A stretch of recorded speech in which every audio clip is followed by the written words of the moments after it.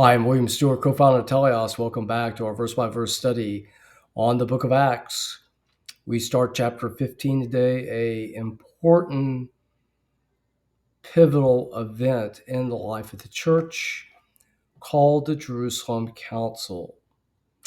So this is after Paul's first missionary journey, along with Barnabas that we just covered, chapters 13 and 14.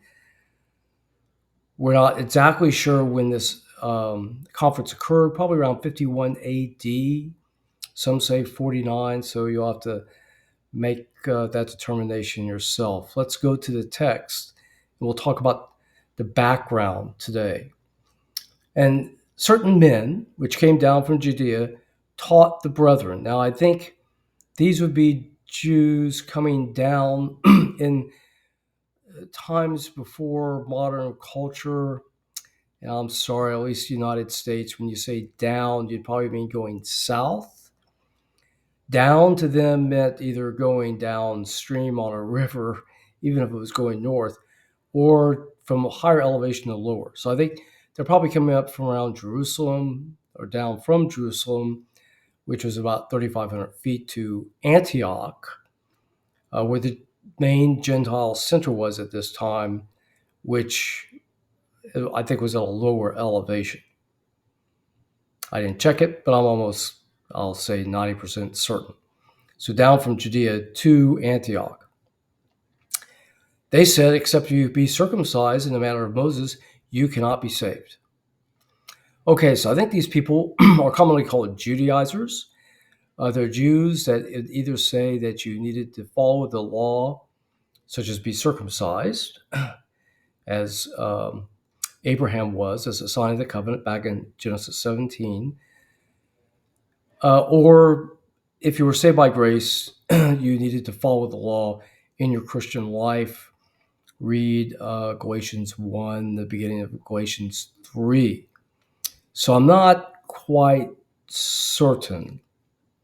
You could read Galatians 3 in such a way that Paul's saying you begin by grace, but you finish by fulfilling the law. Perhaps say the Galatians begin by grace, but then started to believe that even salvation came by the law.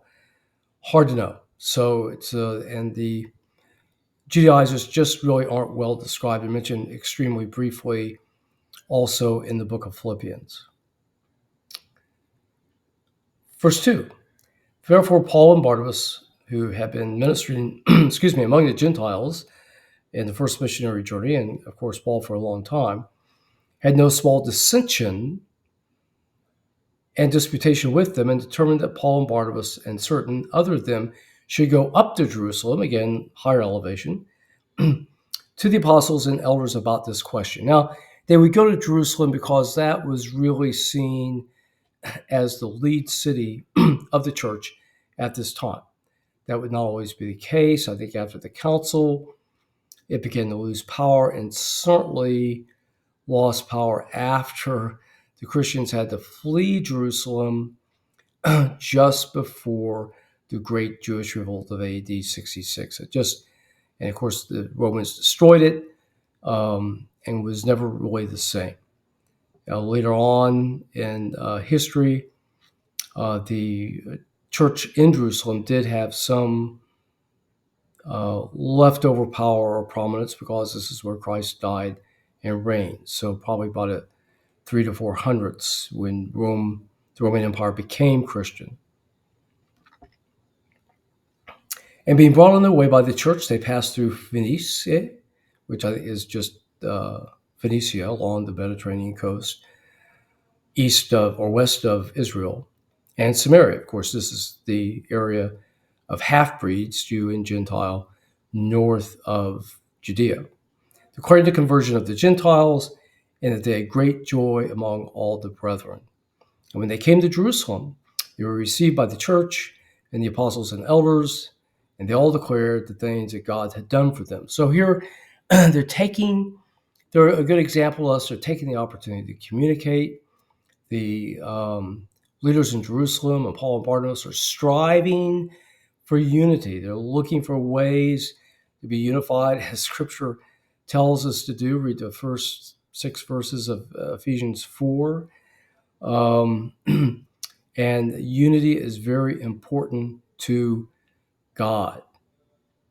But there rose up certain of the sect of the Pharisees who believed, saying it was needful to circumcise them and to keep the law of Moses. So we know from earlier passage in Acts that many of the Pharisees believed, and they, of course, were very tied to the law and their own additions to the law, and it seems that they could not give this up and wanted to force it upon the Gentiles and even the Jewish converts.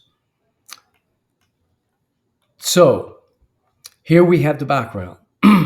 We've seen this discussion and conflict before, and in the problem of bringing the Gentiles, barbarians into the church, it didn't follow the law, the Old Testament law with the Jews, and they seem to want to keep Jesus to himself as well and make out the religion by their own authority and desire. And so here we have really what is the ultimate showdown between liberty and that of legalism. And it's important to know, as Christians, we do have great liberty. Read Galatians 1 through 18, Romans 14, as long as you use it well. Verse 22 and 23 is particularly important there, that we live by faith and don't condemn ourselves. 1 Timothy 4, verses 4 and 5, we're at liberty to use what we want. 1 Corinthians 10, verse 12, everything is available for us to use, but just watch out. So we are above anybody, other religions, globalists who are bound by their lust and what society says, and Satan of Ephesians 2, verses 1 to 3. We, above all people, are free. And so this conference is pivotal in setting that in stone. And so we'll talk about it, read about it next time. Important event.